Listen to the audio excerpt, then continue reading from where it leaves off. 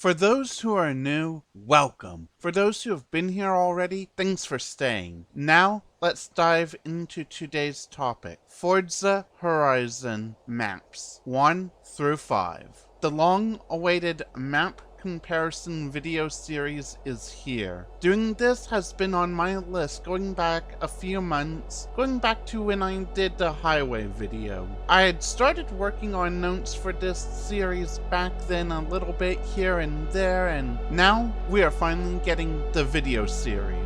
I was also debating on how I would do this comparison video. Would I compare map to map, map to real world locations? And honestly, we're going to end up doing a little of both. The main videos will be real world to game map. The last video in this series, I'll be comparing each map to the next game. So starting with Horizon 1, we'll then compare it to Horizon 2, and Horizon 3, and Horizon 4, and Horizon 5, and opinion-based decide which map they did the best. Like, there's going to be a lot of back and forth, and it's going to be great. So, sit back and relax as we explore these.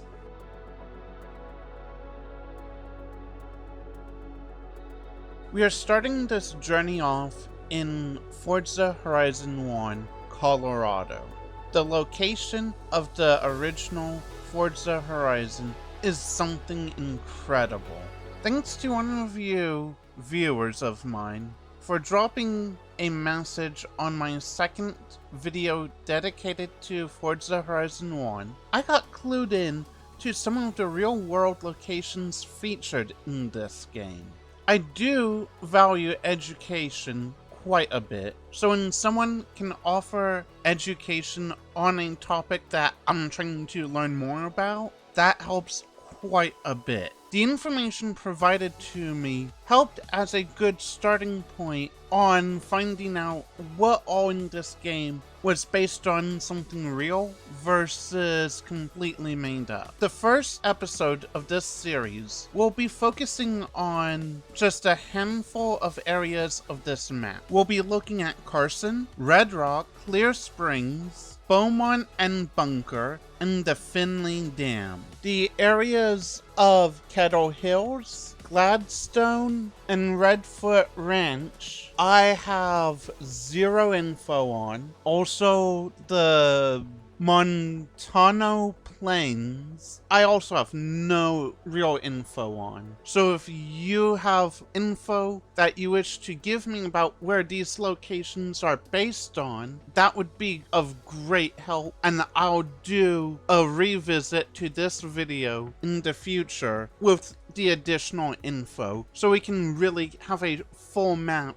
of this game, but the real life locations. In this video, I will be jumping between the game map, in-game footage, as well as Google Maps and Google Images to give you a visual representation of what we're talking about.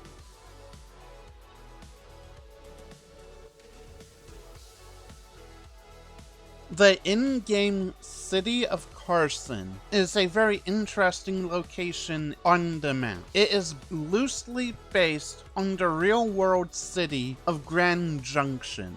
One landmark in the city that really sealed it for me was Emerson Park. Why this caught my eye? It's a unique design that forms an X and was very clearly identifiable for the real-world city of Grand Junction and the in-game city of Carson. Now, then using Google Maps, I did go and I looked all the way down Main Street of Grand Junction, and it really does feel like the 2012 version of Carson. Like, obviously, businesses are going to change. Some of the building shapes the developers clearly took liberties from and made it their own, but they really did capture the vibe of Grand Junction. There is one building, though, that stood out in a very different way on the in-game map, and I looked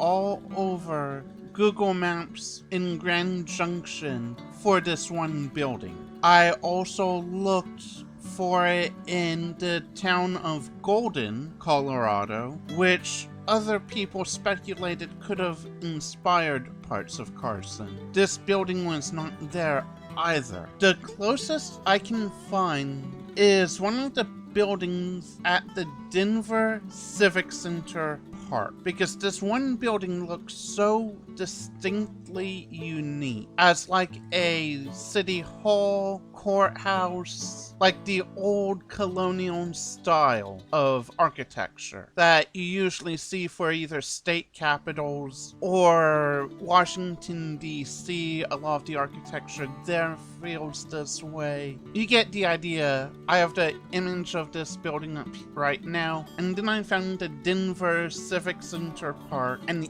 here's the closest building in Colorado that remotely looks like it. So I don't know if the developers saw that building and were like, hey, we want to use this somehow, some way, and said, oh, let's just plop it in Carson, or if they just liked that style of architecture and decided to make their own building and put it there.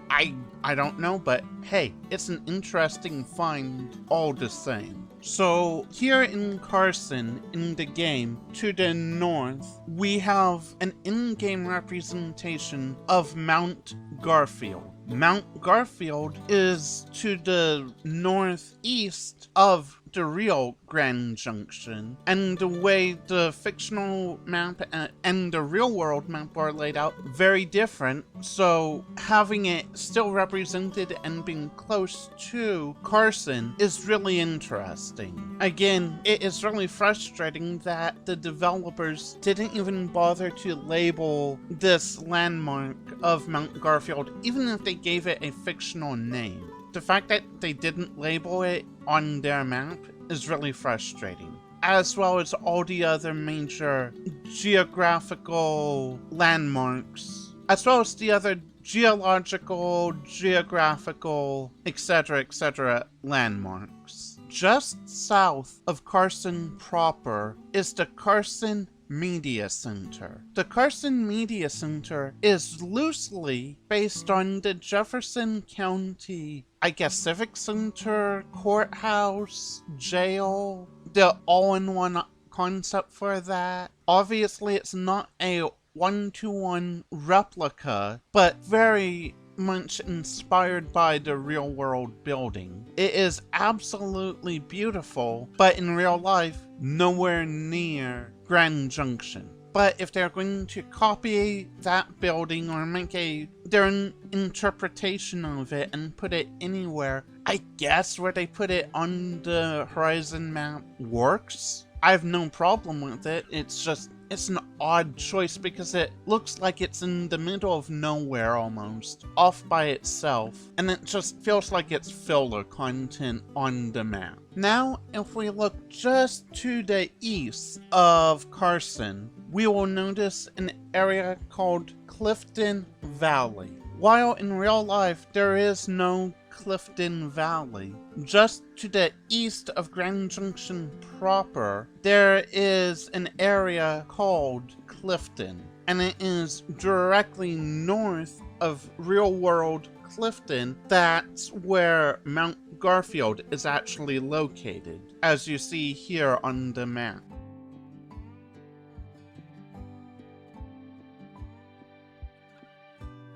So the next area of the map that we are looking at is the Red Rock area, which on the map is southwest of Carson. In real-life Grand Junction, there is also an area just to the southwest that is a Red Rock area. Out in that area is another place like Mount Garfield, but this is, in fact, the Colorado National Monument. This rock feature is also shown in-game. The road leading out to the Red Rock area of the map, which is one of my favorite roads in the whole series, is also loosely inspired by one of the roads leading out to the National Monument. In fact, some of the corners, bit for bit on the road, if overlaid with the road in the game, match up pretty well, as I should have a graphic on screen showing you this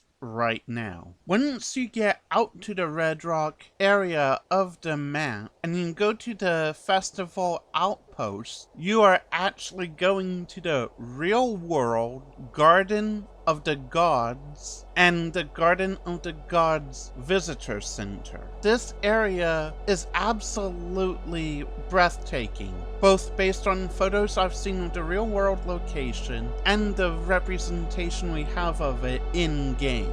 One more feature to be talked about in this area is this large open-air amphitheater that looks like it's been carved into the red stone. This is also based on a real amphitheater to the west of Denver. So what it seems like is the developers took all these interesting areas of Colorado that are all based in Red Rock environments and put them all together seamlessly in one area of their map. To me, that is really creative, but I also feel it would have been more compelling to have different areas of Red Rock around the map. But given what they were working with and the time in which this game was created, I say they did a very good job of sewing this area together.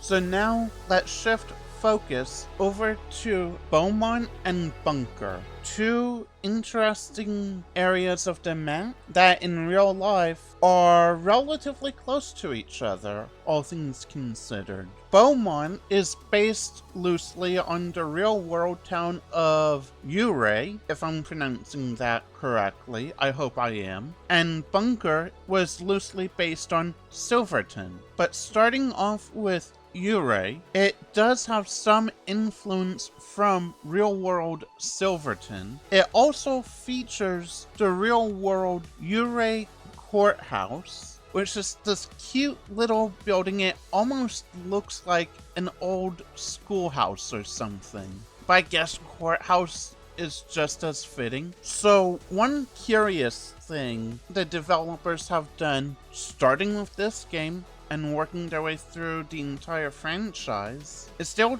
take a model from one location and they might just copy and paste it to many different parts of the map. They do this as a means of filler content. One of those buildings in this game is the Barker House. This location, this building, is not in Ouray, but they put it in Beaumont. Now then, the Barker House in real life is in Manitou Springs, and that location is actually right close to the legendary famous Pikes Peak, which, if you're a motorsport enthusiast, you know that they hold races there every so often. That it's one of the most dangerous races on the planet for single car time attack racing, whether it's the uphill or the downhill. I'm wondering if the developers originally wanted to include a version of Pikes Peak in this game. If they ever do a remake, I hope they include it. Going now to Bunker, aka Silverton, based on Google Images, you can see the vertical stack level mines that go up the side of the hill, plastered right down the side of Bunker in the game. Like, there's a good 2 or 3 of them in the game. I am not sure how many there are in real life, but this feels like the vibe of the real world Silverton. However, the real world Silverton is vastly more filled up with buildings, while the version in-game of Bunker feels more like an abandoned ghost town, but with modern buildings. It is this weird juxtaposition, vibe. I think I get what the developers were going for, but I don't think they did complete justice by it. I could be a little off here, but this is my opinion. But overall, they captured the vibe of an old mining town. And I think that's what they're trying to do, so in that regard, they did good. And the mines themselves, or at least the outside buildings for them, look legit, look on point. Like, I drive through there, yeah, it looks like a mine, so no problem there.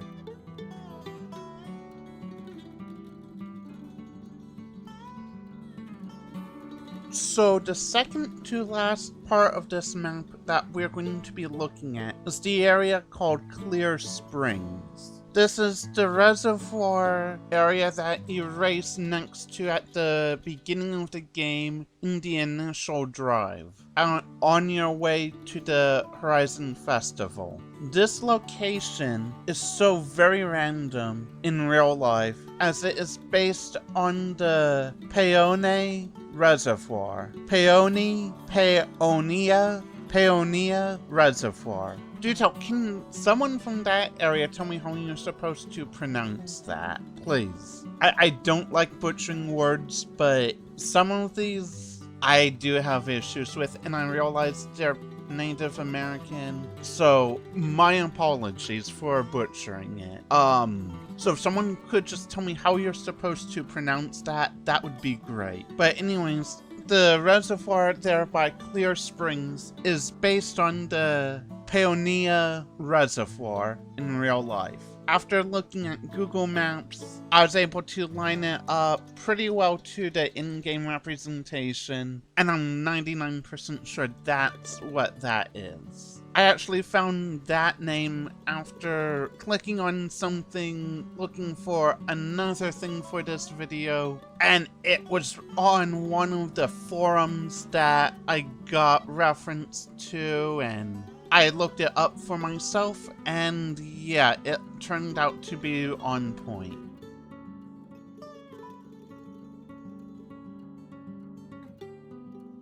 So the final area of this map that we're going to be looking at is the Finley Dam. The developers got very clever, very sneaky with this one. Because for this, we need to travel a few hundred miles away to just outside of Las Vegas, Nevada. Because this dam crosses over and blocks part of the Colorado River. This map is supposed to be based on Colorado, so I guess they're justifying this dam as being part of the Colorado River. So what dam near Las Vegas is this? None other than the Hoover Dam. Granted, the Hoover Dam is roughly 300 or so miles away from the southwestern corner of Colorado. But alas, here we go, the Hoover Dam. I've been to the Hoover Dam once in my life. I have seen it countless times in different videos, travel related stuff, whatever. I was exploring this map again for these videos for all of my Horizon 1 content on this channel. And when I went over there and I was taking a closer look at it, I realized that was the Hoover Dam. And I am just still, right now as I'm recording this, left very... what the actual heck? Because I just saw another travel video for an excursion train, a luxury excursion train, going from Utah into Colorado. And they passed by a couple beautiful looking dams in Colorado itself that they could have used for this game. Not nearly as dramatic as the Hoover Dam by any stretch of the imagination, but they still had something else in Colorado they could have used. This is the only part of this map that I'm still left scratching my head what gives. Playground Games, early developer team, map design team, research team. What gives?